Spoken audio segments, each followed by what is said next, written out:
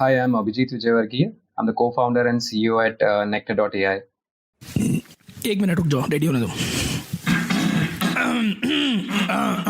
चलो ये कर लेते हैं. This could be a great intro. Hi, I'm Akshay. Hi, this is Saurabh, and you are listening to the Founder Thesis podcast. We meet some of the most celebrated startup founders in the country. And we want to learn how to build a unicorn.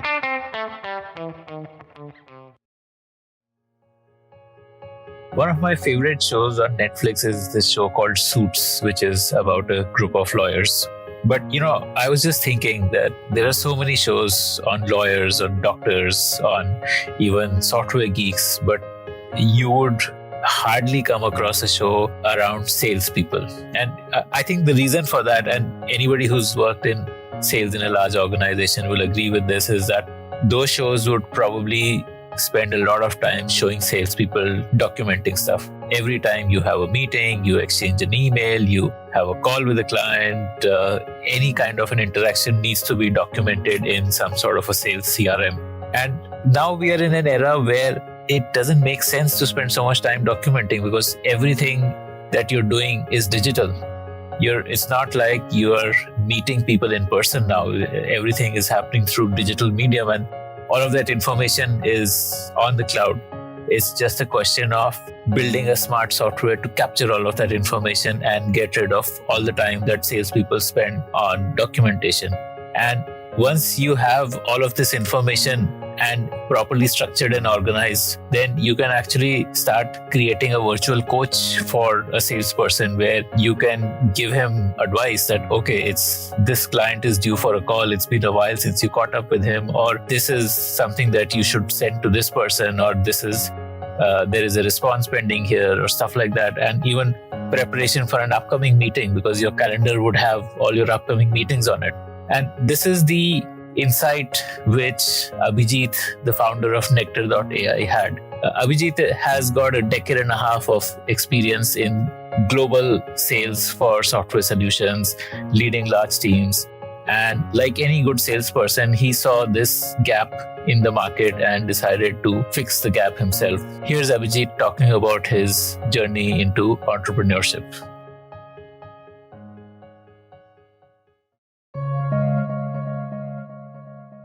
If you like to hear stories of founders, then we have tons of great stories from entrepreneurs who have built billion-dollar businesses. Just search for the Founder Thesis podcast on any audio streaming app like Spotify, Gaana, Apple Podcasts, and subscribe to the show.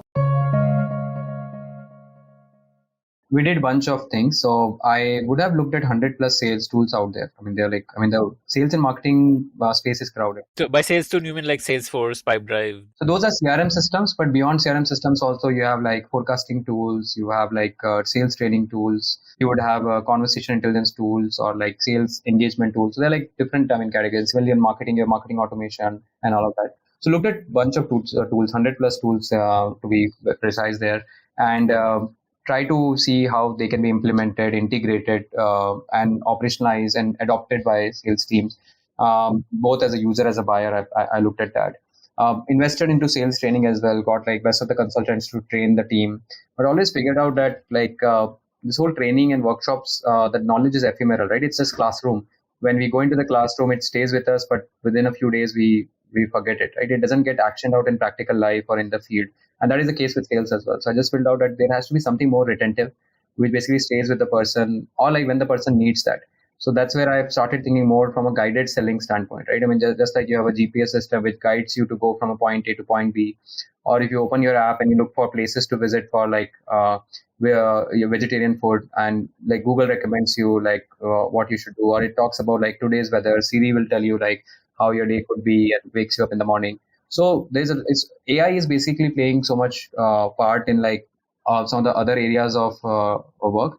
I just felt that it can be applied to B2B sales as well in a very holistic manner, to look at what exists across the different data sets, scattered tools, best practices, process it together, and learn from the scale of data. So deploy machine learning at scale, and then use that to guide the user. In this case, it's the salesperson to take that next best action to be better version of themselves, right? So that was my fundamental thought, that can there be a system that can do this? I looked for a system actually. I looked for a system and didn't find anything satisfactory out there. Decided to build one. I just felt that I'm motivated enough. I lived through the pain point.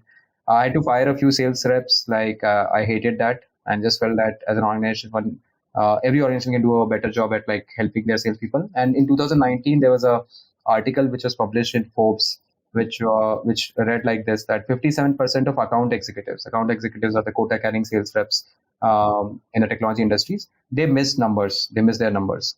And another stat that came in front of me was that in the last 7 years, the spend in sales tools have gone up by 5 times, whereas the year-on-year quota attainment rates have fallen in by 40%.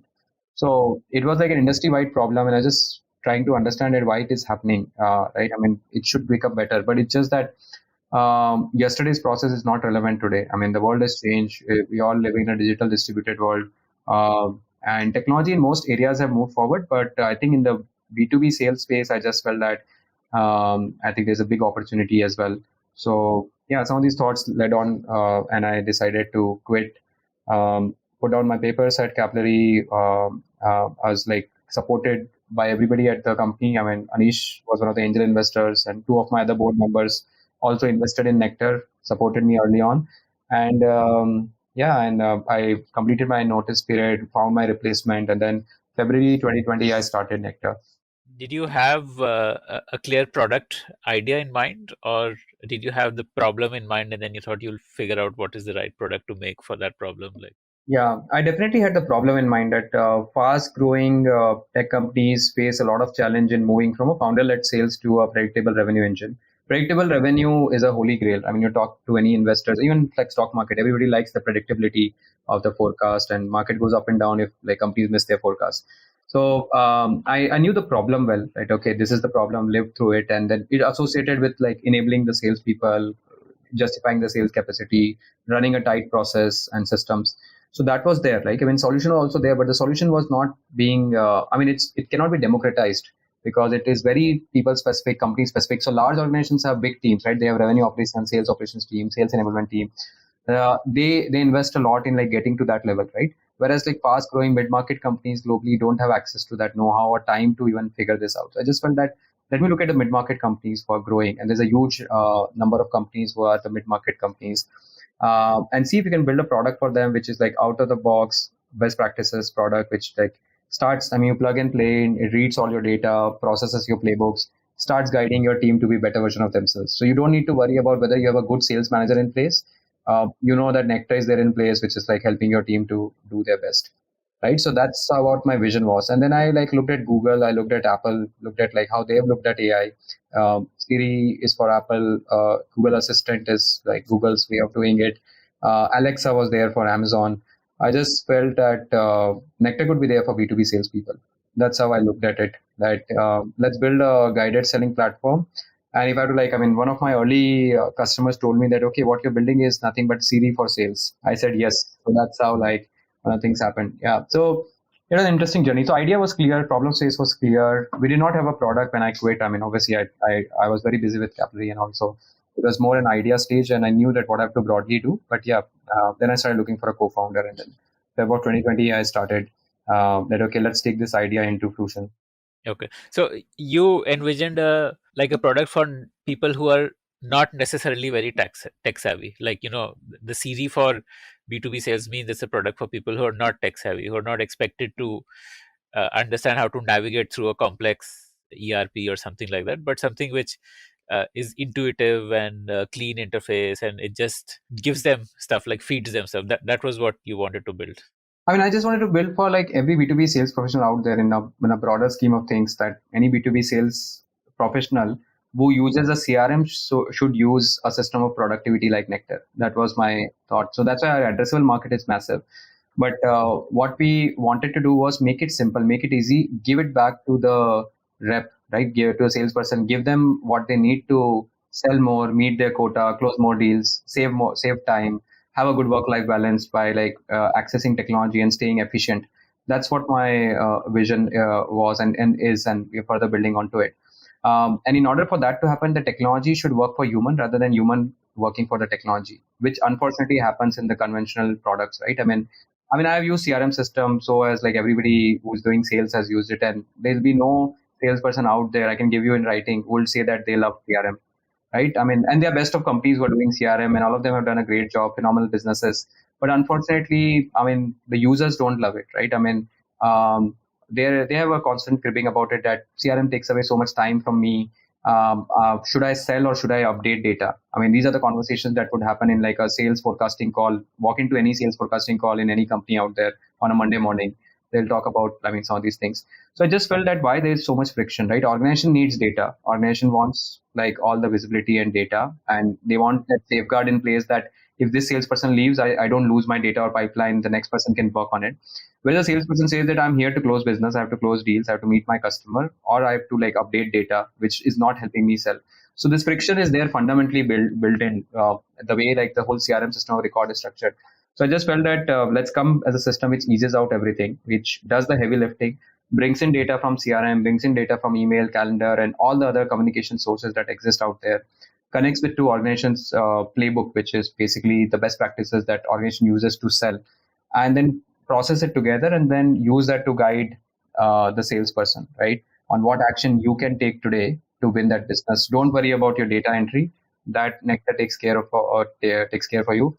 You don't need to figure out like what sales training I need to learn and how much to retain. Nectar will tell you what to be done at this step, right? So if you're preparing for a pharma company in US, which is having 1,000 employees, this is precisely what you can go and do in that meeting. And if this is a negotiation meeting, versus like it's a first call you're making to a customer in Australia from financial services, right? So it will be able to like guide you there, and your CRM data entry part is already taken care by Nectar. It just like process because it's the connecting tissue, it's connecting to all the systems.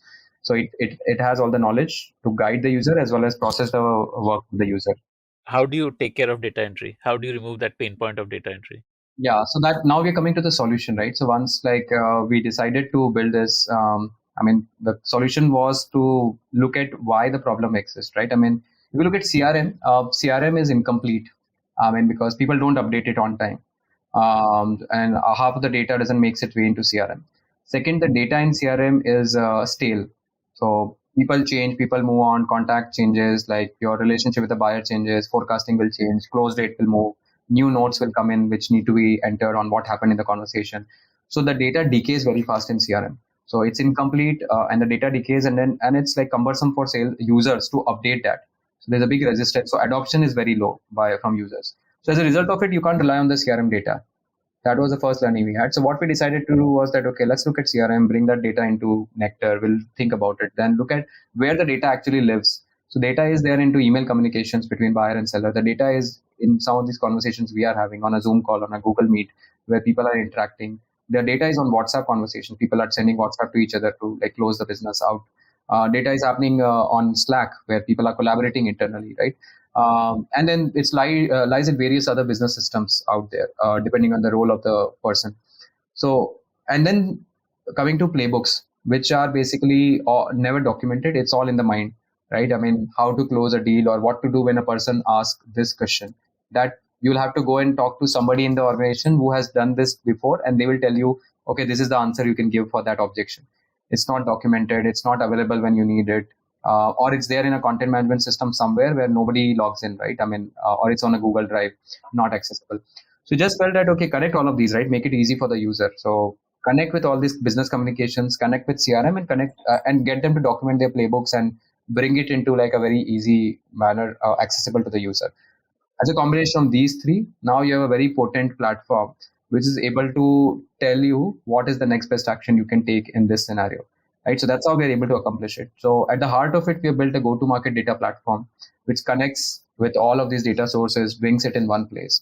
We got a playbook engine, which basically can be configured, or you can use an out-of-the-box playbook. If you're a young company, you don't know what your playbook is going to be. You can use the best practices and playbooks that exist in the market.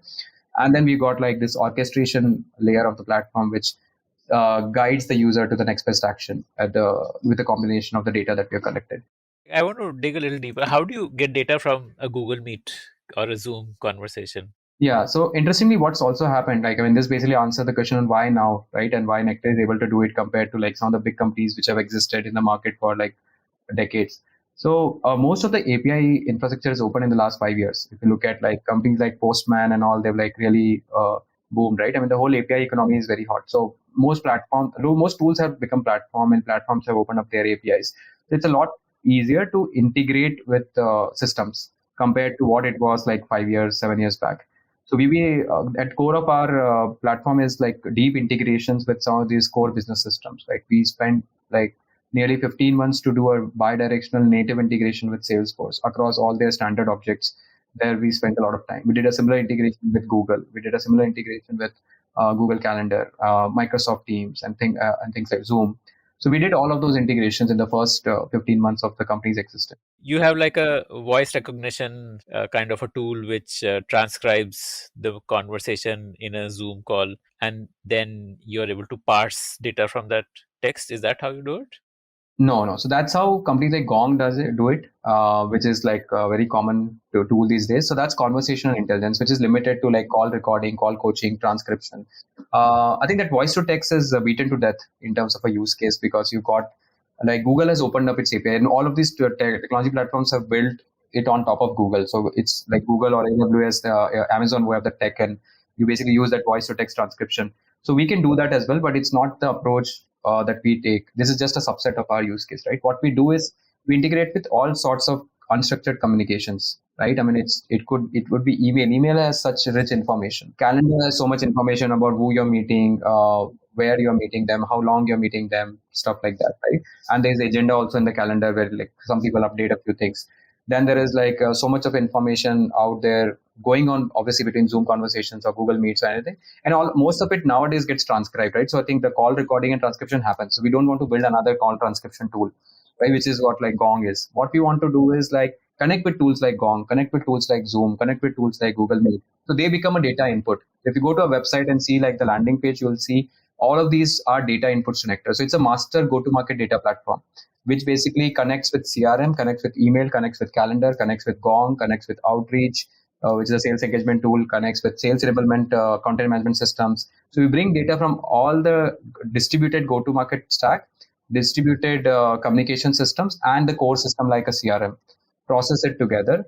Our own USP is the playbook engine, where you basically configure your playbooks. And then we, as a result of these two, we have this unique position to be able to guide the user. So that's where the guided selling experience comes for the user. User doesn't care about how we are doing it. That's what I'm explaining it to you.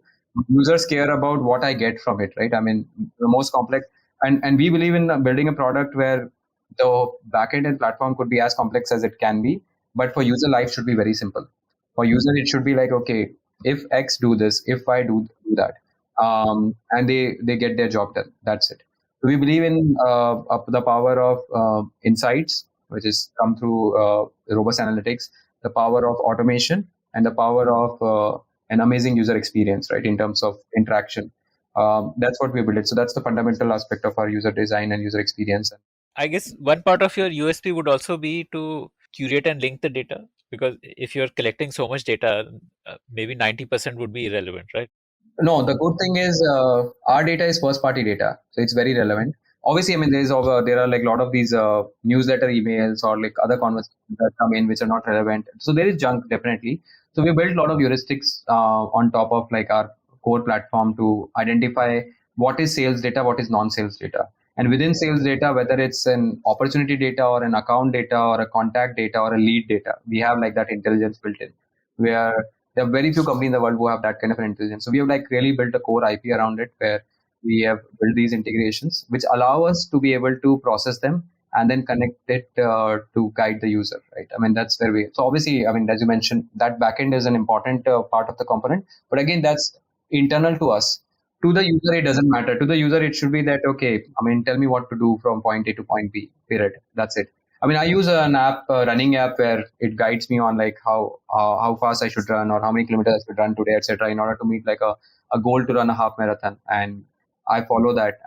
So some of those things have been also like very fundamental for me to get inspiration from on how you can like deliver a great user experience, make it simple, get like in the back end, it's a very complex problem to solve.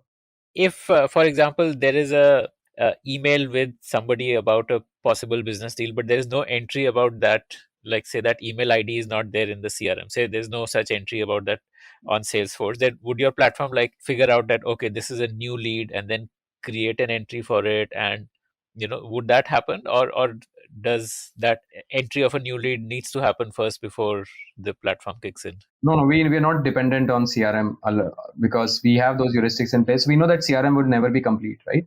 So we'll be able to identify if there is something that exists in CRM, great, we match it, enhance it, and use that information. If it is not, we are able to identify whether it's a potential sales related conversation or it's a non-sales conversation. We built a lot of we've scanned like thousands of emails, thousands of data points to like arrive at our models in terms of identifying what is sales related, what is non-sales related. And within sales also, what is like discovery related, what is the negotiation, what is like I would say solution related, and also we are able to figure those things out, and we are able to then attach it in CRM if you want, or if you just want us to guide the user or next step, we'll be able to do it. So it's a system which is a CRM plus plus in many ways, and we don't mean to replace CRM. CRM will exist as a system of record. Is that next level of systems which is going to add value to the business and to the sales team. That's the system of productivity. So the world has seen a system of record, which is CRM and its success. Now what we are looking at is the next decade, and I believe the next decade is going to be the decade for sales tech.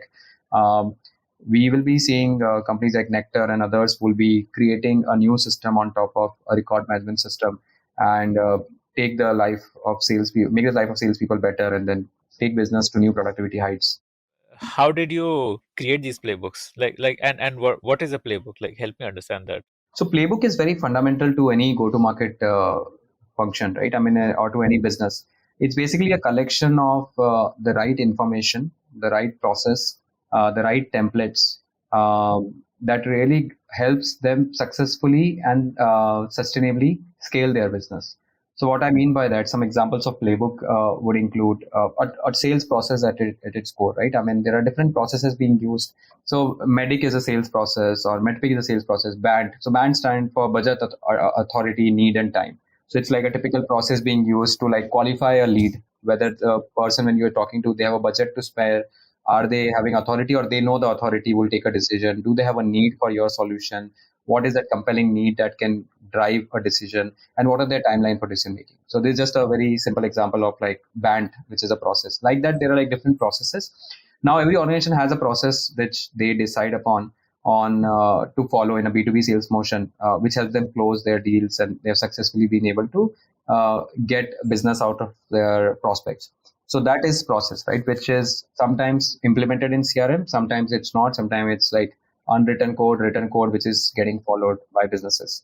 So process could be something like send a cold email, connect on LinkedIn, do a follow-up, do a call, after the call, send a thank you note, and then send a proposal, do follow up. It could be a combination of checklist, including when and what to be done at which stage.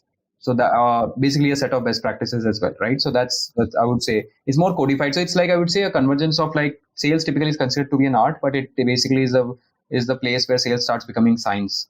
Where and I truly believe sales is more science than art. I mean, there's obviously there are like best salespeople who are like artists, but like a lot of like sales success is into the science of selling. If you can codify it, I mean, you can unlock predictable revenue and scale. So coming back to playbooks in general, there's a process component of it. Then you got examples of use cases that your business solves for, examples of case studies or customer successes that you've delivered in past that you can educate your prospect on. It would include, I would say, battle cards against name competitors, as you run into like any business will have competitors, right? So how do you handle competitor objections? What are the battle cards or I would say landmines or traps that you can create for a competitor in a deal to set yourself for success? The first time I'm hearing these terms, battle cards, landmines, traps. Wow. I mean, sales is very scientific and very interesting. I mean, and then after that, there'll be, I would say, objections or frequently asked questions that you might encounter, like data security related, scale related, your team, post-sales support, renewal, terms, indemnity. A lot of those things are there, right? So they're like commonly asked questions. So these are all like a combination of things that are part of the playbook. So the earlier you handle these, educate your seller, educate your buyer in the sales process, the faster you can close your deals, the better you can grow the business. And the third part of the playbook is, apart from these guides, which I call it as, right, use cases, case studies, battle card, and objections. They're all part of guides. Third part of it is around templates, right? In terms of what goes in, right? I mean, if you have to do a cold email, what should be the content of that email? How it can be personalized and contextual? What template has worked well for us in the past? If you are going in a discovery meeting, what are the type of questions you need to ask to get the best information for you to send the best proposal out and have a better chance of closing or qualify the opportunity better? Or if you're doing a demo meeting, how do you run the demo in terms of asking the leading questions, getting that acknowledgement during the demo process to be able to navigate the buyer and get them wowed in the demo process, right? So they're like different steps. Consultative selling or a typical B2B sales process can be quite complex, right? I mean, and there it just codifies it, right? So these templates can be very handy. So, but then again, different people are following different templates. Nobody has like one way of doing it, and which is where consistency can be brought it, right? So if something is working and you can codify it, you can. I mean, it's like manufacturing, right? Where you can like have an assembly line and you can do great at scale in terms of production efficiency. Just apply it to like a B2B sales parlance in terms of codifying how a process can be run like a well-oiled machine, right? And that's where playbooks become very important. So process, guides, best practices, and templates. I mean, these are like a combination that goes into a typical playbook. This is stuff that you can provide to a company off the shelf, like email templates and content around best practices and the process to be followed. So all of this is available off the shelf. Like a company doesn't need to configure this; they can just, or like you would configure it for them, something like that. We are very flexible there. We got like a playbook engine built out where you got a library of playbooks which are best in the world. I mean, we've like done all the research, spoken to a lot of people. We interviewed 150 salespeople even before we wrote our first line of code to understand that pain point. Similarly, when we're doing a solution exercise, we went to a lot of best-in-class companies, figured out what are their playbooks, what are the best-in-class sales practices, processes, etc. Got them together, right? I mean, so as a business, when you're starting off, you don't need to think about, okay, I don't even have my playbooks. I need to sit and write it. Like, look at what is plug and play and start using it today, right? So we've got this out of the box playbooks that you can use, or if you have a very well defined documented playbook which is customized to you, you can just configure it onto a platform, right? So it's a no code platform where you don't need to write a line of code or like go through an implementation process. You just come in, configure a few things, and your playbook can start executing out of the platform. How is this delivered? Like the third part of Nectar, which is the orchestration. Talk to me about that. Yeah, that's where the magic happens, right? I mean, we got the data together, we got this playbooks together, then it's all about how you show user the value and at the right time when they need it, right? So it's all about going into the user's workflow and making tool working for the user and then user working for the tool. So what I mean by that is I'm traveling, I need to be able to access it on my mobile, be there, have a mobile app. Or I'm sitting in my home working remotely. I'm on a call with my prospect. Most of the salespeople use two screens, right? One screen for presenting, one screen for like looking at their own data sets and answering questions and all. Typically, you will see most good salespeople generally keep two screens open. So have the desktop experience ready for them before the sales, during the sales and all. Then they might be busy in day-to-day life. They don't have time to come into your UI. Go and send them a WhatsApp or send them a message. Send them a Slack message if they are on Slack and collaborating. Send them an email, right, on a Sunday night that, okay, tomorrow you have a forecast call. This makes sense for you. Or we notice in your calendar that you have a big meeting coming up next Tuesday. Here is one case study that might work for you for that meeting, right? So this becomes like very proactive, and it becomes like a guide to the salesperson, a friend to the salesperson, right? That's what Nectar does. So that's where magic happens, and it becomes very powerful. That you create this whole unique multi-channel experience for the salesperson in order for them to do their job better. So it could be on the UI, it could be UI-less. So we support both, and we've built it that way to guide the users to success. So companies can choose what kind of integrations they want, whether they want WhatsApp or they want Slack or they want on UI, like that they could configure that. Oh, it's all productized. So, I mean, these are all like, once you have the data, it's about distribution of the data, where you show that data onto web, or you show it on mobile application, or you show it on other communication channels. It's about like, maybe, I mean, the form factor changes, and it could be more concise version on a smaller, on a platform like a WhatsApp or Slack. It could be bullet size information versus like on a desktop, you'll have like more graphs and color coded charts, etc. What are the low hanging fruits for you in terms of customers who would be best fit for this product? Like, who you think should be the early adopters for this? Is it like Salesforce users? Salesforce users, right? So in terms of CRM, I think we've got strong integration with Salesforce, HubSpot, Microsoft Dynamics. So we've been like, I mean, these are three systems where we have like done a lot of work and been able to add a lot of value to customers across these CRM systems. In terms of our size of the customers, I think anywhere between like 100 to 2,000 employees, we've generally seen them to work very fast. We have interest from a lot of big companies also who are like having digital transformation initiatives going on where they want to transform their B2B sales. There is like somebody who's like a chief digital officer or like innovation head and or the head of sales excellence. Those kind of people are also like very keen, and we got like a lot of requests on early access of the product. We within like 6 months of opening up our early access program, which we opened up earlier this year, because we've been in a stealth mode, right? So we're not like gone ahead and started selling to everyone. We've been busy building the platform because platform is complex. It takes time to build a like this. So we build that first, and then while obviously we work with design partners to make sure that it is what we're building works. After those validations and all, we opened up our early access program, and we got like more than 500 registrations, all organic, without any marketing, without spending a dollar, without hiring a salesperson. Were registered for our early access of the program. So there's a lot of interest in the market on what we're doing. Both our funding rounds that happened, we raised $8 million in seed funding, a pre-seed and a seed round. It's one of the biggest seed rounds for a SaaS company in Asia. All happened inbound, right? We were not looking for fundraise, both the cases. And I mean, both the investments happened within like a fortnight. What is your pricing like? It's similar to what you'll invest in CRM, right? So CRM is like per user per month kind of a pricing for per seat. So it just ranges like that. $10 to $50, something in that range per user. It varies. I think you're talking about like a lower end of the spectrum, probably in Asia, some of the entry level CRMs. But if you look at Salesforce and all, they charge much higher, right? So it will be like similar to what companies pay for CRM system. So it's sizable. It's not cheap, but there's a lot of value, right? I mean, because businesses see CRM as a record collection system, they see Nektar as a productivity system, which is helping them grow business, right? So you can pay a small fraction for that growth. Nektar could also be used without a CRM, like say a company which does not yet have a CRM, like which is not using Salesforce or Microsoft Dynamics or any of these. Can they just straight away start using Nektar as a CRM plus plus?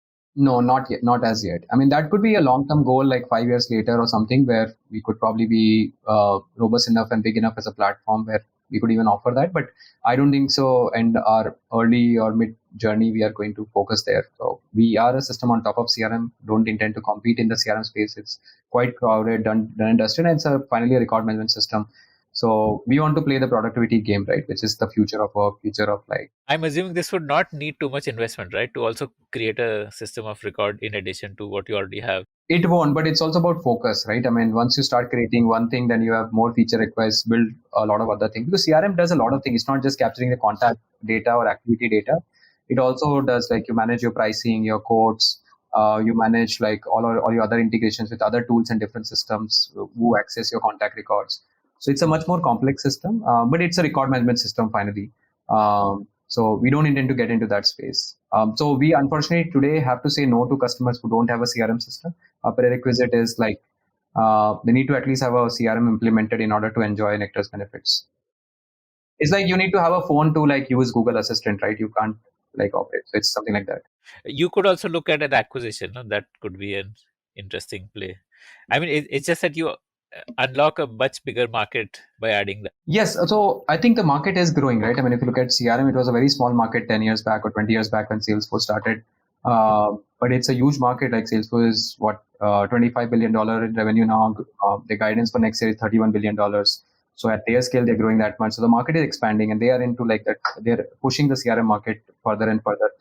And companies have now, like in the last 30 years, implemented CRM systems. Now they're realizing that I need to do something better than CRM to like be productive, efficient as a business. That's where the need of sales enablement comes in. So we play in the broad category of sales enablement, which is like very nascent. It's getting defined. And that category itself is, I think, now $10 billion now. And that TAM will only grow. Just like CRM grew over the last 20, 30 years. I think the TAM for sales enablement should grow from a 10 billion to like a 100 billion over next decade. My last question to you, for founders of B2B companies, do you have some recommendations of sales strategies? Yeah, I think I would say that for founders, I would say, I mean, there's a lot can be done. I mean, there's always like thousand things that you can do at one point in time. So the focus becomes very important, right? So, and the journey needs to be broken down, like your first early stage pre-product market fit journey, right? Typically in SaaS terms, it's 0 to 1 million. Then that you do that early market, go-to-market phase where it's 1 to 10 million ARR journey, and then 10 to 100 million is the path to IP, or I would say post-product market fit kind of a journey. So there are different priorities at different stages. I actually wrote a blog also about it, which basically helps you to like understand what you do from 0 to 1, 1 to 10, 10 to 100 million. But the key takeaways there are like, one is like stay focused at every stage. Don't skip any particular stage, right? In the 0 to 1, what you do is very different than what you do in 1 to 10, and what you do in 1 to 100, 10 to 100 would be very different. So don't skip stages there in between and follow those stages. That will help. Like, so 0 to 1 is all about like product market fit, taking idea to like a product it's a minimum viable product, then it's a minimum sellable product where somebody can put money on it, and then a minimum lovable product where people would love it and use it again and again and renew it, right? So that's the journey in 0 to 1. 1 to 10 is all about like finding what's worked, documenting it, creating those playbooks, creating this processes, systems, scaling that team out, and getting it right, and then going for a market share in one segment, right, where you become the best in that segment, establish that core anchor position. 10 to 100 is all about diversifying, and then like, you can't typically, for a SaaS company, you can't get killed once you are at a 10 million ARR, because you generate enough cross margins for you to sustain and float.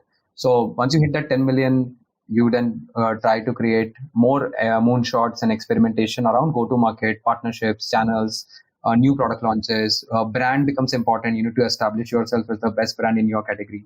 So then you hire like the VPs in different functions and all, and then you scale out from there, right? So it becomes very different there. It's a very complex question, unfortunately. So yeah, but it's very, very stage relevant, and like some takeaways there. Yeah. If you like the Founder Thesis podcast, then do check out our other shows on subjects like marketing, technology, career advice, books, and drama. Visit thepodium.in, that is thepodium.in, for a complete list of all our shows.